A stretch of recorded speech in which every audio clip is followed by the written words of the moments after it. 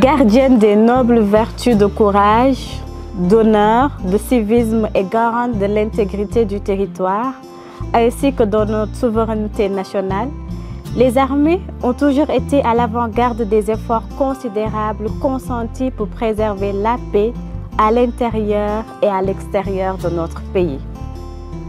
C'est ce qui fait désigner naturellement les membres de cette valeureuse institution comme les gardiens du temple.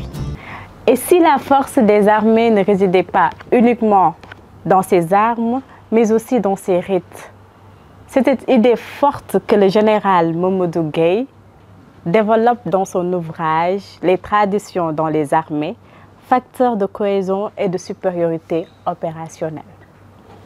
Commençons d'abord par faire une présentation de l'auteur avant d'entrer dans le cœur de l'œuvre.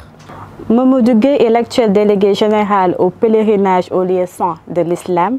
Il est diplômé de l'école supérieure de guerre de Shrivaram en Angleterre. Après avoir occupé plusieurs hautes fonctions au Sénégal, il fut désigné commandant de la force de la mission multidimensionnelle intégrée des Nations Unies pour la stabilisation au Mali. Puis chef de l'équipe interdépartementale des Nations Unies chargée de la mise en œuvre de la résolution 2719 relative à l'appui aux missions de soutien à la paix en Afrique. Il est auteur d'une quarantaine de publications et d'essais de réflexion géopolitique et stratégique. Dans le livre, l'auteur nous explique pourquoi les traditions ne sont pas de simples souvenirs. À travers 7 chapitres rythmés, il nous invite à pénétrer dans l'âme profonde des armées, là où le sabre croise les symboles, là où les chants, les cérémonies héritées du passé scellent l'esprit du corps. Nous découvrons que derrière chaque uniforme se cache un héritage.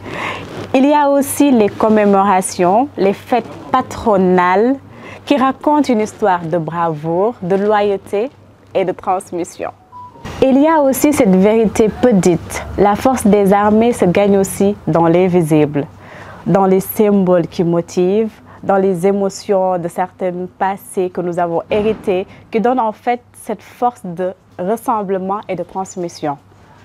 Un livre qui parlera aux militaires bien sûr, mais à quiconque s'interroge sur ce qui fait au fond l'âme combattante du groupe.